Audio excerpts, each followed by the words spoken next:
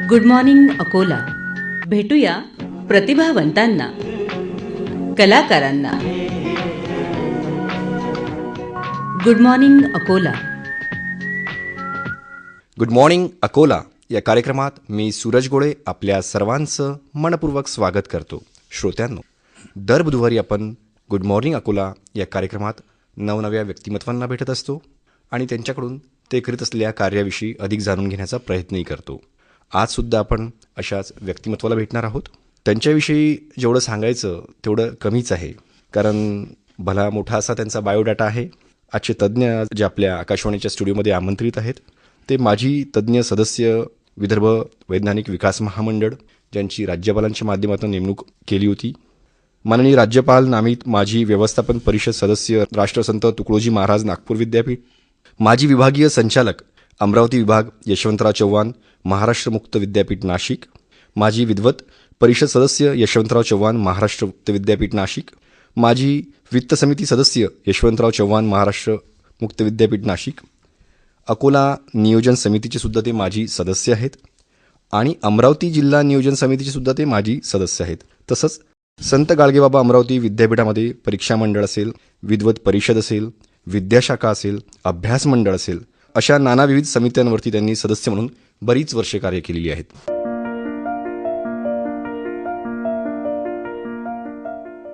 तर त्या तज्ज्ञांचं नाव आपल्याला मी उलगडून सांगतो आहे. ते तज्ज्ञ म्हणजे डॉक्टर संजय त्रिंबकराव खडक्कर. माजी प्राध्यापक आणि विभाग प्रमुख म्हणून ते सांख्यिकी शास्त्र या विषयामध्ये शिवाजी कॉलेजला ते कार्यरत होते. डॉक्टर साहेब, तुमचा असा भला मोठा मी बायोडाटा इथे वाचला आणि तुमचं कार्यही तसंच आहे सर. तर मला वाटतं आज आपण विविध क्षेत्रामध्ये कार्यरत आहात, विविध विषयांवरती आपण मार्गदर्शन करता, वृत्तपत्रांमध्ये सुद्धा लिखाण करता. मला वाटतं आजच्या घडीला एक फार महत्त्वाचा विषय आहे हा, की विद्यार्थ्यांच्या उज्ज्वल भविष्य जर आपल्याला घडवायचं असेल तर त्यांना आपल्याला कुठली तरी गुरुकिल्ली आपल्याला त्यांना ती द्यावी लागणार आहे.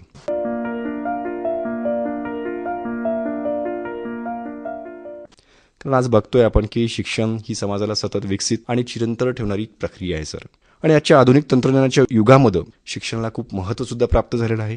आजच्या काळामध्ये शिक्षणाचा स्तर वाढवण्यासाठी आपण अनेक पद्धतींचा अवलंबसुद्धा करतो आणि सध्याच्या काळामध्ये शिक्षण पद्धती बदलत चालली आहे हे आपल्या सर्वांनाच माहिती आहे.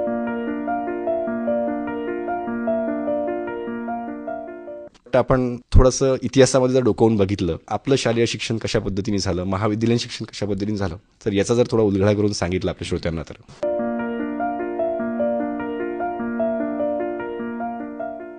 नमस्कार. सर्वसामान्य घरात माझा जन्म झाला. सगळं शिक्षण माझं हे नागपूरमध्ये झालं.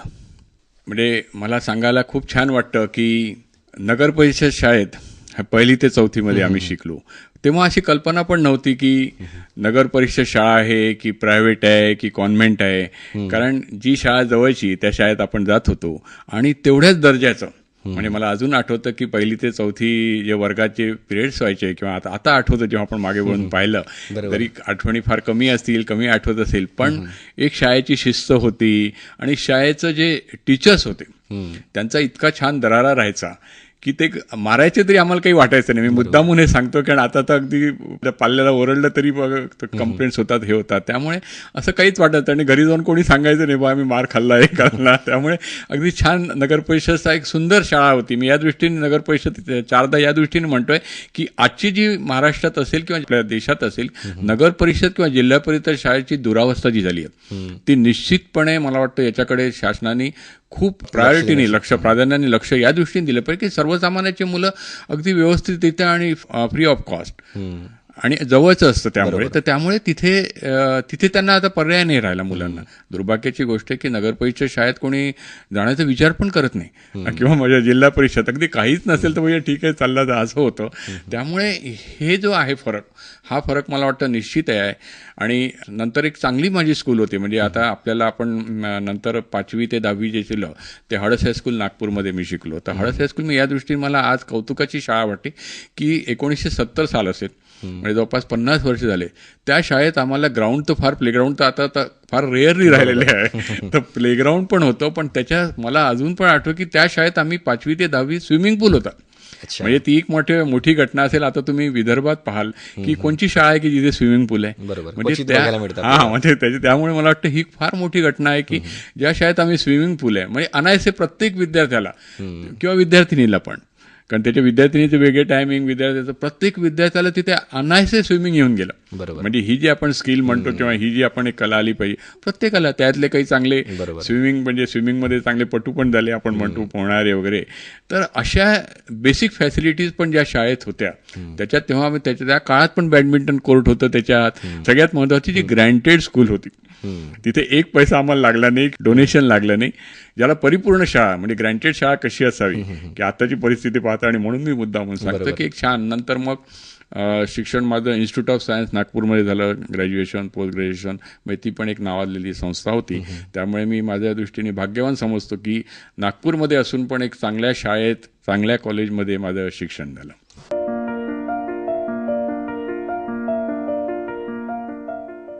सर, विद्यार्थ्यांच्या जीवन घडणीमध्ये महत्त्वाचा एक टप्पा असतो तो असतो एक शालेय जीवन. सर, तर अनेक पालकांचं आज अशी स्थिती झालेली आहे की माझं मूल हे कॉन्व्हेंटमध्येच शिकलं पाहिजे, त्याच्यासाठी अनेक बाकीच्या शाळासुद्धा उपलब्ध असतील, तरी पण आजच्या घडीला जे कॉम्पिटिशन आहे, जी स्पर्धा आहे, त्या स्पर्धेच्या ओघामध्ये त्या लहान पाल्यांवरती त्यांच्या इतकं प्रेशर येऊन जातं. तर काय शाळेमध्ये नाव टाकतानापासून जर आपण आपल्या पाल्याचा विचार जर केला तर तुम्ही कशा पद्धतीने सांगाल? कारण तुम्ही अभ्यास मंडळावर सुद्धा काम केलेलं आहे. विद्यार्थ्यांची जडणघडण कशी होतं याची आपल्याला इत्यंभूत कल्पना आहे. सर, प्रत्येक पाल्याला अगदी मला वाटतं जन्मापासून त्याच्या भवितव्याची चांगलं उज्ज्वल भवितव्य झालं पाहिजे आपल्या मुलाचं, मुलीचं, याची अगदी काळजी अगदी पहिल्या दिवशीपासून असते. आपण आता ऐकत आहोत की कॉम्पिटिशन किंवा प्रत्येक पालकाला वाटतं की आपला मुलगा शिकला पाहिजे. मग तो अगदी ग्रामीण क्षेत्रातला जरी असेल तरी त्याला वाटतं की चांगल्या स्कूलमध्ये तो गेला पाहिजे.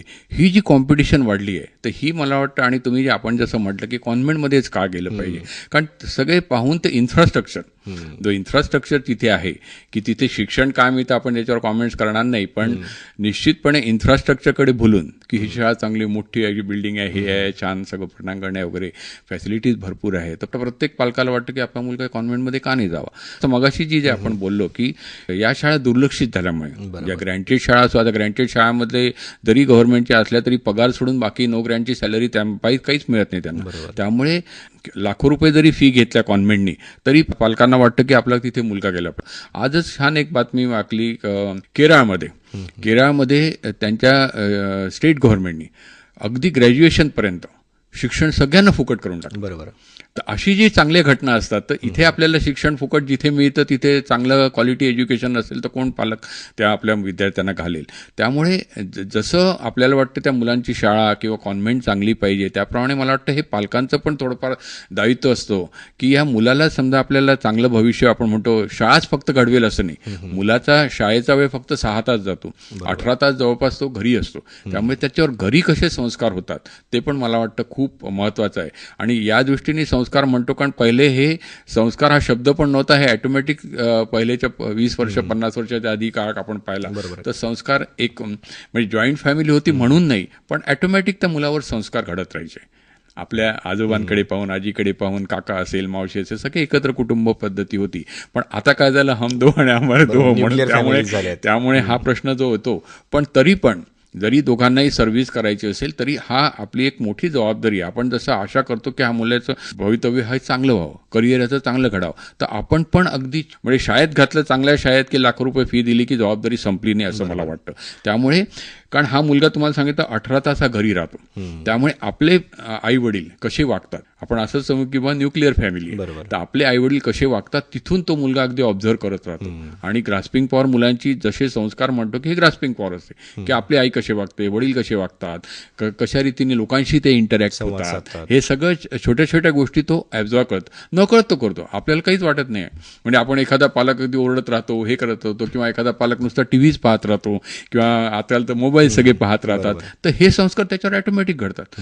तर एक तुम्हाला स्टॅटिस्टिक्स सांगतो किंवा अभ्यासानं असं कळलं की आता मोबाईल हा महत्त्वाचा इश्यू आहे की पुष्कळशा गव्हर्नमेंटनी, जसं ऑस्ट्रेलियाने आता स्कूल मुलांना 16 वर्षापर्यंत या मुलांना बंद केलेलं आहे. तर अशा काही घटना आता करायला का लागतात आहे, कारण ह्या मोबाईल जो आहे तर तुम्हाला पण जाणवत असेल की 1-1.5 वर्षाचा मुलगा झाला, रडायला लागला की आई वडील मोबाईल देऊन देतात त्याला काय समजतं काय नाही माहित नाही, पण देऊन देतात.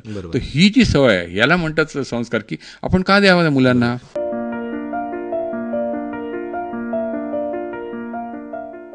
आणि हल्ली सर आपण बघतोय की लहान लहान मुलं रील्स बघतायत. हो. आणि रील्स अशा असतात 30-30 सेकंदाचे, आणि रील्स कधी एकदम दुःखाचा प्रसंग येतो, तर कधी एकदम हास्य विनोद असतो, तर कधी एक धीर गंभीर असतो. आणि मला वाटतं की जी एकाग्रता लहान मुलांमध्ये यायला हवी, तर ती अशा चंचल रील्समुळे सुद्धा तो कॉन्सन्ट्रेशन करू शकत नसेल, असं अभ्यास. हो, तो डायव्हर्ट तर निश्चितपणे होतं, कारण तुम्ही त्याला 1.5 वर्षापासून त्याला एक खेळणं म्हणून मोबाईल द्या, तर बाकीचे तर खेळणं खेळणारच नाही. म्हणजे 5 वर्षापर्यंत असं स्टॅटिस्टिक्स सांगतं की भारताचे विद्यार्थी जे आहे किंवा 5 वर्षाचे मुलं जे आहे ते जवळपास 2 तास 20 मिनिटं ऑन अन ॲव्हरेज हे मोबाईल पाहतात दिवसातनं.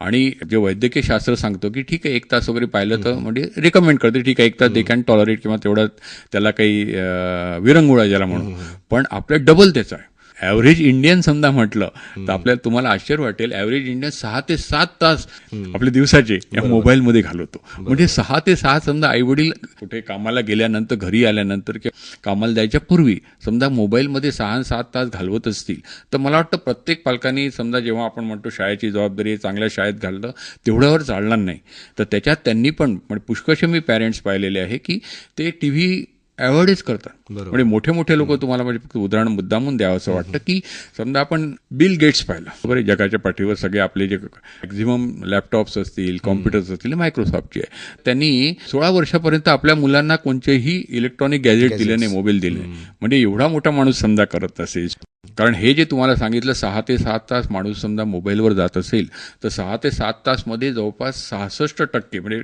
2/3 70% पडून घ्या, 2/3 हे सोशल मीडियावर जातो. बरोबर. आणि जो म्हणतो आपण अभ्यास केला पाहिजे किंवा चांगलं काहीतरी वाचलं पाहिजे, हे केलं पाहिजे, तर मला वाटतं ते एवढ्या कमी वेळात असेल तर मोबाईल दिला म्हणजे हा तो मिसयूजच जास्ती होणार. वाचन संस्कृती सुद्धा इथे वाचन संस्कृती तर निश्चितपणे मला आठवतं की वाचन संस्कृतीमध्ये पहिले कसं होतं की मुलांना त्याची आवड लागायला म्हणून प्रत्येक महिन्यात असे मासिकं घरी यायचे. म्हणजे किशोर मासिक असेल किंवा असे छान छान मासिक, चांदोबा मासिक असेल, हे प्रत्येकाच्या घरी यायचे.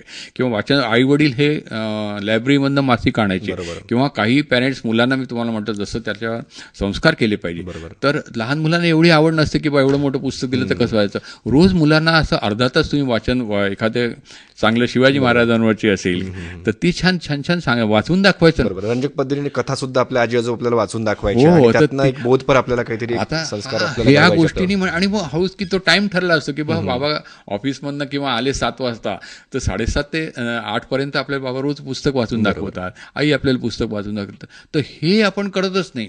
तर त्यामुळे मुलं हे सगळं या मोबाईलच्या विश्वात समजा त्यांना ढकलून दिलं. तुम्ही 8 दिवसापूर्वी त्या गाझियाबादमध्ये 3 विद्यार्थिनींनी या गेमच्या नादी लागून, तर त्याच्यात ते टास्क असतात, तर 3 विद्यार्थिनी 7व्या मजल्यावर उडी मारली. बरोबर. म्हणजे किती भयानक परिस्थिती आहे. म्हणजे मुलं, त्या आईवडिलांना काहीच लक्ष नाही मुलांना. डिजिटल गॅझेट्सचा आपल्या सबकॉन्शियस माइंडवरती काय परिणाम होतोय आपल्याला, याविषयी मला वाटतं आज विचार करण्याची गरज भासलेली आहे. आणि आज हल्ली असं म्हटलं जात आहे की साधारणतः झोपण्या अगोदर हे जे काही आपले डिजिटल गॅझेट्स आहेत ते 1 तासभर तरी आपण बघायलाच नकोत, कारण आपण ज्या काही गोष्टी बघतोय त्याच पद्धतीने आपण विचार करतोय आणि त्याच पद्धतीने आपल्या सबकॉन्शियस माइंड प्रोसेस करतो आहे. मग मला वाटतं की जे काही बघतात त्या पद्धतीने सबकॉन्शियस माइंड प्रोसेस करतो आणि तसंच विद्यार्थी घडतोय, तशीच विचार करण्याची पद्धत घडत आहे. तर मला वाटतं कुठेतरी हे समाजाला त्यामुळे याच्यात कडक धोरणं शासनाने पण केलं पाहिजे, कारण नुसतं आपण पॅरेंट्सला सांगून किंवा विद्यार्थ्यांना तो मोबाईल नको वापरू, तर हे शासकीय म्हणजे धोरणच पाहिजे की मोबाईल हा बंदच केला पाहिजे. स्कूल लेव्हलला तरी ॲटलिस्ट त्यांनी बॅनच केला पाहिजे. ही गोष्ट जशी ऑस्ट्रेलियाने केली, चायनाने पण 2025मध्ये हा त्याचं रेग्युलेशन केलंय, अजून ते इफेक्ट नाही झालंय. पण असे जेव्हा प्रगत राष्ट्र या गोष्टी समजा करत असतील तर मला वाटतं भारत सरकारने ज्याचं भविष्य फार उज्ज्वल आहे, आपण विकसित भारत म्हणतो, तेव्हा विकसित भारत 2047 जो आपण म्हणतो, त्या दृष्टीने समजा आपले युवा पिढी घडवायची असेल तर निश्चितपणे या मोबाईलवर पहिली गोष्ट आहे वाचन संस्कृतीवर एक चांगलं केलं पाहिजे. कारण यामुळे काय होऊन झालं, मुलगा शाळेतनं आल्यानंतर तुम्ही किंवा आमची पिढी जी होती ती शाळेतनं आल्यानंतर डायरेक्ट खेळायला जायचो. तर ही खेळण्याची संस्कृती ही मला वाटतं कंप्लीट गेलेली आहे. कोणी खेळतच नाही, म्हणजे जी शारीरिक मेहनत मुलांना पाहिजे. तर हे वळण सगळं शारीरिक मेहनत असो, वाचन असो, एखादी त्याला कला आली पाहिजे.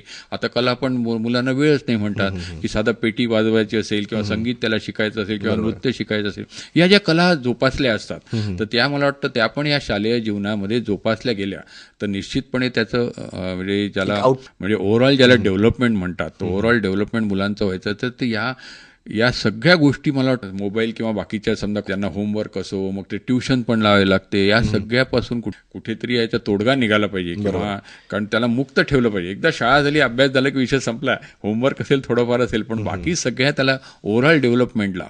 नाहीतर पुष्कळदा अशी पण घटना मुद्दामून सांगावं असं वाटतं की तो अभ्यासात जरी हुशार निघाला किंवा नंतरच्या त्याला समजा एखादी कला नसेल येत किंवा शारीरिक त्याला त्यांनी व्यायाम नसेल केला तर त्याला 40 नंतर मोठ्या अडचणीला तोंड द्यावं जावं लागतं. म्हणजे शारीरिक पण येऊ शकतो, मानसिक पण त्याला पुष्कळ येऊ शकतो. कारण त्याचं तेवढं विकसित ज्याला म्हणतात ओव्हरऑल डेव्हलपमेंट ते समजा नसेल झालं, नुसतं अभ्यास केला तर नंतरच्या करिअरमधल्या नंतरच्या स्टेजला त्याला स्वतःलाच हँडल करणं माणसाला कठीण जाऊ. शालेय जीवन जगत असताना आपल्या आरोग्याची सुद्धा कशी जडणघडण होत आहे ही पण एक फार महत्वाचं इथे तुम्ही आपण अधोरेखित केलेलं आहे.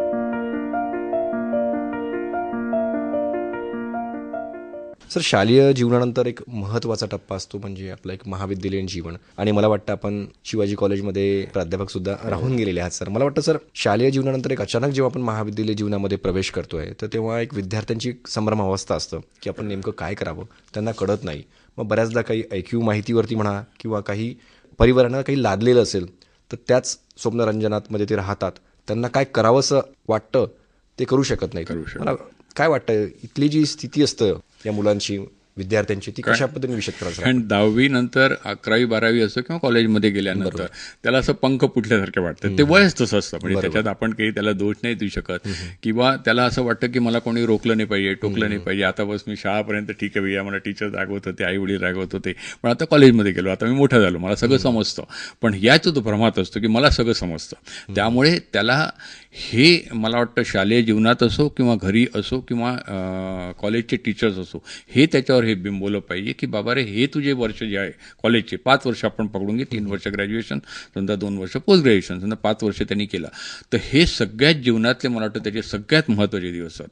त्याच्या सगळ्यात तो जबाबदारीने त्यांनी वागलं पाहिजे ॲज अ विद्यार्थी म्हणून, तरच त्याचं करिअर घडू शकतो. म्हणजे मी पुष्कळ मुलांना, त्या विद्यार्थ्यांना सांगायचो, बाबा रे तुला सायकलनी जायचं आहे, पायी जायचं आहे की तुला प्लेनमध्ये फिरायचं आहे, हे 5 वर्ष ठरवेल. तू या कॉलेजमध्ये जेव्हा ॲडमिशन घेतली, मग त्याच्यात कुठे न्यूनगंड हा पण नाही केला पाहिजे की बा मी ग्रामीण क्षेत्रातनं आलो काय, माझं गरिबी आहे का, की माझी परिस्थिती आहे, तर तिथे कुठेतरी तो तिथे बावचळतो किंवा कुठे इन्फेरियर कॉम्प्लेक्स येतो. जेव्हा कॉलेजमध्ये जातो तर वेगळ्या प्रकारच्या क्लासमधनं लोक येत राहतात. श्रीमंताचे मुलं येतात, गरिबाचे मुलं येतात, चांगल्या शहरातनं येतात. किंवा आपण समजा आज अकोल्यात असेल तर त्या मुलाला तर विचार करायला लागतो की अरे मी अकोल्यातच आहे, ते पुण्या मुंबईचे मुलं काय, तर असे कंपॅरिझन कुठेतरी होत राहते. तर इन्फिरियर कॉम्प्लेक्स मनामध्ये तर तो न्यूनगंड पण येण्याची शक्यता असते. पण त्यांनी इथे, म्हणून मी तुम्हाला वाचन या दृष्टीने पाहिजे की चांगले चांगले आत्मचरित्र पाहिजे. आता तुम्ही धीरूभाई अंबानीचं आपण उदाहरण घेऊ, भारताच्या बाहेर ते घेत नाही की पेट्रोल पंपावर जो काम करणारा माणूस होता तो आज एवढा मोठा रिलायन्स इंडस्ट्रीज ज्यांनी उभी केलेली आहे, हे उदाहरण. अब्दुल कलाम असेल तर त्याचं ते ग्रामीण क्षेत्रात पेपर वाटलं त्यांनी आहे. तर किंवा आपण हे सोडून द्या, समजा आपण क्रिकेटियर पाहिले तो यशस्वी जयस्वाल, पाणीपुरी सुद्धा, पाणीपुरी त्यांनी विकले. असे छोटे छोटे जे आहे, किंवा रवींद्र जडेजा, त्यांचे वडील वॉचमन होते. आता ज्याचे वडील वॉचमन आहे आणि तो क्रिकेटियर एवढा मोठा सक्सेसफुल होऊ शकतो, किंवा अब्दुल कलाम सारखे मिसाईल मॅन होऊ शकतात पेपर वाटणारा, म्हणजे हा न्यूनगंड तर सोडून दिला पाहिजे. म्हणजे तिथे हेच विद्यार्थ्यांनी मला वाटतं लक्षात घेतलं पाहिजे की हे 5 वर्ष माझ्या हातात आहे, तिथे एक म्हणजे मला वाटतं एक तास महत्वाचा आहे. त्याच्यात तुम्हाला जितकं तुम्हाला ॲब्सॉर्ब करता येईल, जितकं ज्ञान तुम्हाला प्राप्त करता येईल, तेवढं मला वाटतं त्या कॉलेज जीवनात केलं पाहिजे. की कॉलेज जीवनात नुसतं बा आपण सांस्कृतिक कार्यक्रमात ऐश करायची, हे करायची, इकडे तिकडे फिरायचं, मुक्त संचार नाही झाला पाहिजे. त्याच्यात उलट जास्ती जबाबदारीने मला वाटतं विद्यार्थ्यांनी वागलं. कारण या 5 वर्षात त्यांनी मेहनत, कारण पुष्कळसे विद्यार्थी पाहतो की सर्वसामान्य परिस्थितीतले 5 वर्ष चांगली मेहनत अगदी प्रामाणिकपणे, मग तेव्हा ओळखूच येतो पहिल्या वर्षी की हा प्रामाणिकपणे करतोय. तर त्याच्या मला वाटतं 3 सूत्र मला वाटतं त्या मुलांनी ट्रिपल एचचं मला वाटतं आहे. एक तर हार्डवर्क पाहिजे एजचा, दुसरा त्यांनी हॉनेस्टली केलं पाहिजे, प्रामाणिकपणे केलं पाहिजे. म्हणजे हार्डवर्क पण आहे, पण जे काही प्रामाणिकता त्यांनी त्या अभ्यासाकडे लक्ष दिलं पाहिजे. आणि तिसरं त्याच्यात हंबलनेस पाहिजे. कारण पुष्कळशे मुलं आपण पाहतो कॉलेजमध्ये गेल्यानंतर विद्यार्थ्यांनी असं थोडा वय वाढतं किंवा हे झाल्यामुळे तर ॲरोगन्सी पुष्कळ येते. आणि कोणत्याही क्षेत्रात तुम्ही जात असाल तर मला वाटतं हंबलनेस पण खूप महत्त्वाचा. जितकं तुम्ही नम्रतापूर्वक लोकांची वाढाल तेवढं तुम्हाला सक्सेस जास्त येईल किंवा तुमचं व्यक्तिमत्व तेवढंच उंचावेल. मला वाटतं ते हार्डवर्क पण पाहिजे, हंबलनेस पण पाहिजे. आणि तुम्हाला तिसरी गोष्ट सांगितली ऑनेस्टी पण, प्रामाणिकता नसते मुलांमध्ये पुष्कळशे. आपण पाहतो याचं करिअर, हा मुलगा का नाही करिअर सक्सेस झाला, आता सगळ्यात चांगला करायचा आहे, पण तेवढ्या मला वाटतं त्यांनी प्रामाणिकपणे अभ्यास केलाच नसतो. कुठेतरी सिस्टीमला आपण दोष देतो की अरे माझे टीचर असे होते, माझं हे असं होतं, माझी परिस्थिती नव्हते, माझे वडीलच असे नव्हते, माझी आईच अशी नव्हती, म्हणजे सगळं तर दुसऱ्यांना दोष द्यायला लागतो तेव्हा. तर मला वाटतं एक प्रामाणिकपणे आपल्याला एक संधी मिळाली आहे, त्या संधीचं सोनं करण्याचं मला वाटतं हे कॉलेज जीवन आहे. तर तिथे मला वाटतं त्याच्यात रुजवलं पाहिजे. हे शिक्षकांची मोठी जबाबदारी असते. अगदी कुठे थोडा इकडे तिकडे भरकट लागला तर त्याला पिन पॉईंट करता आलं पाहिजे. तर ते पिन पॉईंट करणं मला वाटतं हे शिक्षकाचं खूप मोठं कायम आहे की तो भरकटला. कारण हा प्रत्येक विद्यार्थी जो बसला असतो समोर की हा 100 विद्यार्थी माझ्यासमोर असं की प्रत्येकाचं करिअर घडलं पाहिजे. बरोबर, तेवढं प्रामाणिक डिव्होशन मला वाटतं टीचरनी पण तेवढं केलं पाहिजे. कारण ते मला वाटतं थोडंफार हळूहळू घसरून राहिलं की शिक्षकांच्या जे जबाबदारी आपण म्हणतो, म्हणजे मुद्दामून हा विषय मी आता काढतोय की आपण शालेय जे शिक्षक असतात त्यांना पुष्कळशा जबाबदारी शासन देत राहतं की भैया तू सेन्ससचं काम कर, आरोग्याचे सर्वे कर, हे कर. नंतर मला वाटतं इलेक्शनची जबाबदारी पुष्कळ देतात, BLO म्हणून काम करावं लागतं. तर पुष्कळचं ते डायव्हर्शन होतं त्या शिक्षकाचं टीचिंगपासून, जे मुख्य कार्य त्याच्यापासून. तसंच आता कॉलेजमध्ये पण पुष्कळचं होऊन राहिलं. पुष्कळशा नॅक ज्या ॲक्टिव्हिटीज आहे, नॅक जे इव्हॅल्युएशन होतं कॉलेजचं, त्याच्यात पण पुष्कळचं टीचरचं डायव्हर्शन झालेलं दिसतंय. तर तिथे कुठेतरी तोडगा घातला पाहिजे मला वाटतं.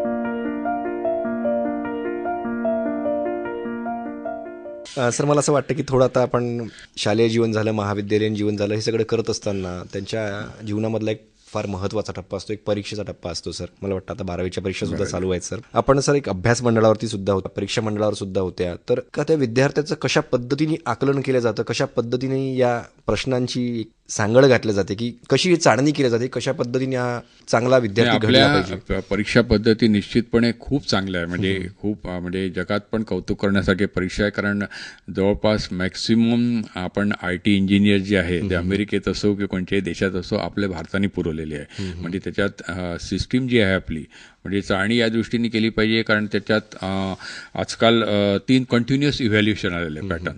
एक तर सेमिस्टर सिस्टीम ही पहिले फक्त इंजिनिअरिंगला होती, तर ती कंटिन्युअस इव्हॅल्युएशन सेमिस्टर सिस्टीममुळे काय झालं की विद्यार्थ्यांना पण फार सोपं होऊन राहिलं या दृष्टीने की त्याच्यात कंटिन्युअस इव्हॅल्युएशन फार चांगल्या पद्धतीने होऊ शकतं. एक सेमिस्टर सिस्टीम आली, कंटिन्यू इव्हॅल्युएशनमध्ये आपण प्रॅक्टिकल्स पण, हे आता आर्ट्समध्ये जे नव्हते, कॉमर्समध्ये नव्हते, ते पण प्रॅक्टिकल, म्हणजे त्यांच्या सब्जेक्टचं प्रॅक्टिकल युटिलिटी कुठे आहे त्या दृष्टीने प्रॅक्टिकल्स पण घेण्यात येतात. आणि तिसरा पॉईंट आहे की इंटरनल असेसमेंट असतं. म्हणजे ओव्हरऑल तो विद्यार्थी वर्गात कसा वागतो, म्हणजे अटेंडन्स नुसतं नाही की ओव्हरऑल त्याच्या असाइनमेंट आम्ही घेतो विद्यार्थ्यांच्या. त्यामुळे सिलेबस फ्रेमिंगमध्ये नुसतं सिलेबसचं कंटेंट, आणि हे जे सिलेबस आहे हे UGC आम्हाला त्याच्यात सिलेबस पाठवलं कोणत्याही सब्जेक्टचे. असं नाही की बा आमचा अभ्यास मंडळाचं आहे की अमरावती अभ्यास मंडळ आहे तिथे काही तज्ज्ञ बसले. तर त्याच्यात 100% सिलेबस प्रत्येक सब्जेक्टचं हे UGC पाठवत असतं. त्याच्यात 30% आम्हाला चेंजेस, म्हणजे लोकल नीड्सप्रमाणे हे चेंजेस करण्याचे आपल्याला अधिकार असतात. तर टोटल नीड्सप्रमाणे चेंजेस करून आपल्या विद्यार्थ्यांना काय सुटेबल आहे, कारण म्हणून ते सिलेबस हे त्या विद्यार्थ्यांच्या सोयीचं पण असतं, उपयुक्त पण असतो. कारण आपण लोकल नीड्स पण त्याच्यात टाकतो त्या सिलेबसमध्ये. आणि ही इव्हॅल्युएशन पॅटर्न मला वाटतं खूप चांगली आहे. तर या पॅटर्नमध्ये एक तर राबवणारे चांगले पाहिजे आणि जो रिसिव्ह करणारा असतो बरोबर तो पण चांगला असला तर निश्चितपणे एक चांगलं, मला वाटतं आपली जी कौशल्यपूर्ण जी पिढी, आता तर नवीन एज्युकेशन पॉलिसी आपण आणली आहे त्याच्यात पण कौशल्यावर भर दिला आहे. तर इथे मला विद्यार्थ्यांना हे सांगावं लागतं की हे शालेय जीवनापासूनच कुठल्या तरी आपले जे उपजत गुण असतात त्या गुणानुसार कौशल्य स्वतःचं विकसित केलं पाहिजे. की मला समजा ठीक आहे, नाही अभ्यासात आहे, मला समजा क्रिकेटची आवड असेल, मला एखाद्या गेमची आवड असेल, मला स्पोर्ट्समध्ये एखाद्या इंटरेस्ट असेल, तर टोटली ते डायव्हर्ट तुम्हाला करता येतं किंवा तिथे लक्ष केंद्रित करायला पाहिजे. कारण ते गुण असतात. एखादा मुलगा स्पोर्ट्समधला असला तर त्याला नाही त्याचं उपजत गुणच नसेल अभ्यास करण्याचं, तर त्यांनी काय यावं. एखाद्या मुलाला सुंदर संगीत येत असेल, आणि आता सगळ्या मला वाटतं नशिबाने असं झालंय की जग इतक्या जुळल्या गेलेलं आहे, तर ग्लोबल विलेजच झालंय वर्ल्डमध्ये. त्यामुळे इतक्या जुळल्या गेले की तुमची जी कला आहे त्याचं मार्केटिंग किंवा त्याच्यावरनं उपजीविका तुमची सहज तुम्ही मला वाटतं करू शकता. म्हणून तिथे पॅरेंट्सनी पण लक्ष दिलं पाहिजे की याच्यामध्ये उपजत गुण का नाही तर पुष्कळचे पॅरेंट्स म्हणतात नाही तू इंजिनियर सोड, घरी डॉक्टर आहे तर डॉक्टरच हो. कारण असे पण मी डॉक्टर्स पाहिले की मोठं हॉस्पिटल आहे, त्याच्या विद्यार्थ्याला डॉक्टर केल्यानंतर तो डॉक्टर तर होतो, डिग्र्या पण MD पर्यंत जातो. असे अगदी अकोल्यातले उदाहरणे. पण MD झाल्यानंतर त्याला त्याचं इंटरेस्टच राहत नाही ते प्रॅक्टिस करणं. त्याला ते आवडतच नाही, तर काय करेल. म्हणजे जबरदस्ती न करता, फोर्सफुली न करता, व्यवस्थितरित्या त्याच्या ॲप्टिट्यूडनुसार, त्याच्यात उपजत गुणनुसार समजा त्या विद्यार्थ्यांनी स्वतःला त्या दिशेने त्यांनी प्रवास करायला सुरुवात केली, तर मला वाटतं नक्की तो सक्सेस. म्हणजे मला असं वाटतं सर की शालेय जीवनामध्येच तेव्हाच त्यांना जर ती गुरुकिल्ली जर त्यांना ती दिली तर मला वाटतं निश्चितच एक तो सजग नागरिक घडेल भविष्यामध्ये. निश्चित आणि निश्चितच विकसित भारत जे आपण बोललोय आपण याविषयी तो भलं मोठं त्याच्यामध्ये योगदान देऊ शकेल सर.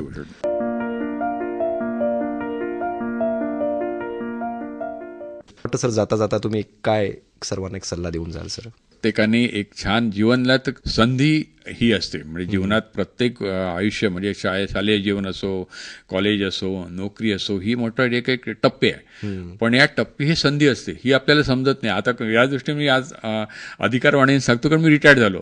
मग तेव्हा मला रिटायर्ड झाल्यानंतर आठवलं, अरे मी शाळेत हे पण करू शकलो असतो का नाही केलं, अरे मी कॉलेजमध्ये हे पण करू शकलो का नाही केलं, मी कॉलेजमध्ये शिकवत असताना हे पण केलं असतं तर अजून चांगलं झालं असतं. तर या कुठेतरी मग आपल्याला वाटतं की आपण जेव्हा वेळ असते तेव्हा माणूस करत नाही. बरोबर. तर त्यामुळे ती वेळ असते, ती मोमेंट असते. मग अशी बोलताना म्हणतो प्रत्येक तास हा महत्वाचा असतो, प्रत्येक मिनिट महत्वाचा. आपण असं नाही म्हणू की एवढं स्पीड नाही, पण प्रत्येक या तासात मला काही करायचं तेवढं कॉन्शियस राहिलं पाहिजे माणसाने की नाही हेच आहे, मला आता चांगलंच करायचं आहे.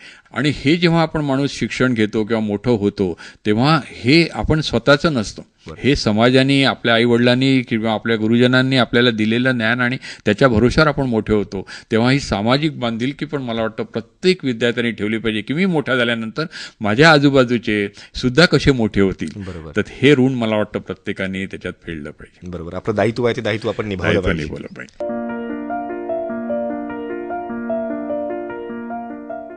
सर आपण वेळात वेळ काढून इथे आलात सर, आणि मला वाटतं एक विद्यार्थ्यांच्या उज्ज्वल भविष्यासाठी एक जणू काही आपण एक गुरुकिल्लीच त्यांना देऊन चालला आहात सर. त्याकरता मी सर्व श्रोत्यांच्या वतीने आणि अकोला आकाशवाणीच्या वतीने आपले खूप खूप आभार मानतो. धन्यवाद.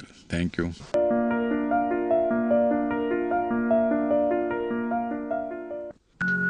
Good morning Akola. भेटूया प्रतिभावंतांना, कलाकारांना. Good morning Akola.